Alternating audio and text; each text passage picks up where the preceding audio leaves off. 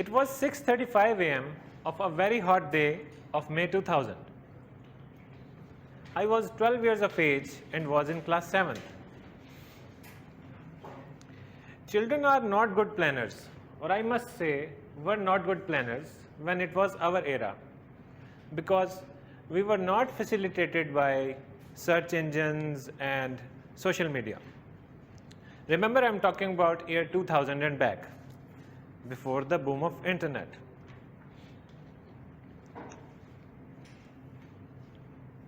It's a coin of 5 rupees. What can we do with it? Any guesses? Toffee. Let's get back to the story. It all started a day back. We came back from lunch break on our seats and found a wallet on the floor. My friend picked it up and investigated it and found a picture of our classmate who was Nadeem. Nadeem was a repeater, elder, rude and scary, and my friend was his direct victim. My friend hit upon an idea. He picked his picture out, threw the wallet on the floor, and said a little loud, "Hey, there's a wallet on the floor." And the wallet got back to its owner safe and sound, but without picture, obviously.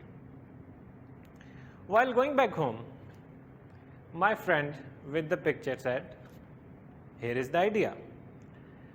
I will write a funny note and will paste his picture on the top, and we'll be pasting the photocopies near assembly point in the ground." We headed towards photocopy shop with empty minds. On the way, we saw a notice pasted on a pole. It was stated, "A person named ABC has stolen a donkey cart of milkman XYZ. Anyone informing about him will be rewarded 1,000 rupees and his name will not be disclosed." We looked at each other with meaningful smiles and laughed out loud. We reached photocopy shop and I was asked to write because of a better handwriting, and I felt myself honored that I am privileged. That's why I am given this supreme task.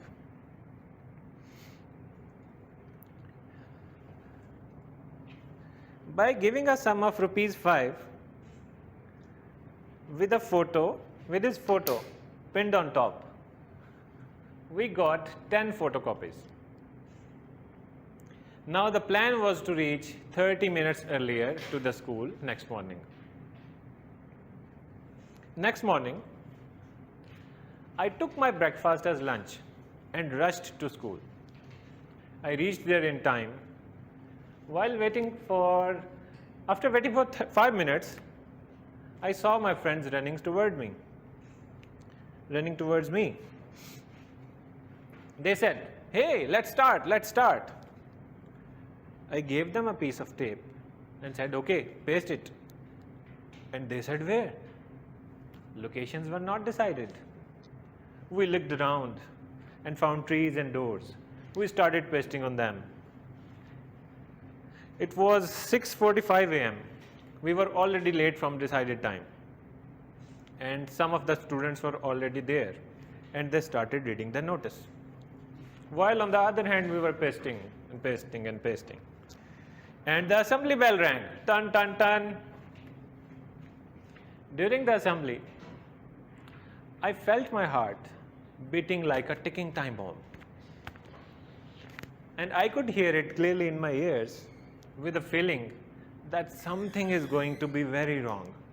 Obviously, because we had done wrong.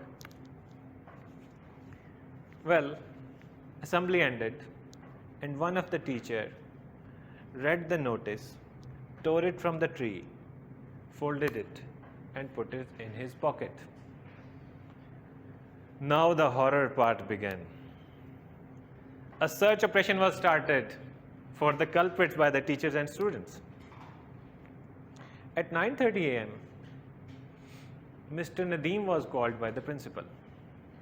And at that moment, I said, "Oh my God, what we have done." Now we were all repenting. But there was no use to cry over the spilt milk. He came back from the principal and pointed out our desk and said, "He is the one who did this." I thought it was me. I stood up with shivering legs. And a miracle happened. He said, "No, not you, the boy next to you." Oh my God.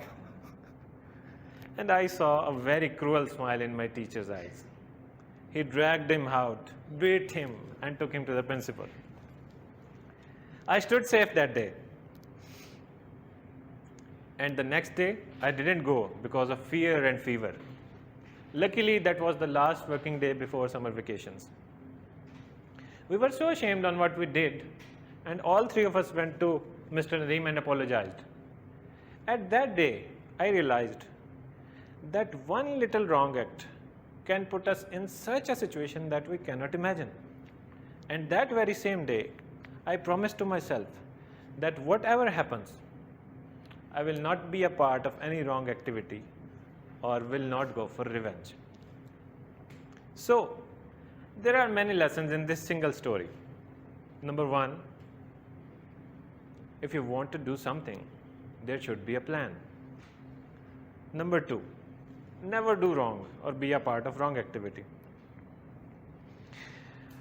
Because, one, he who digs a hole for others falls himself into it. And the most important one is the planning. As Benjamin Franklin says, by failing to prepare, you are preparing to fail. Over to you, Toastmaster.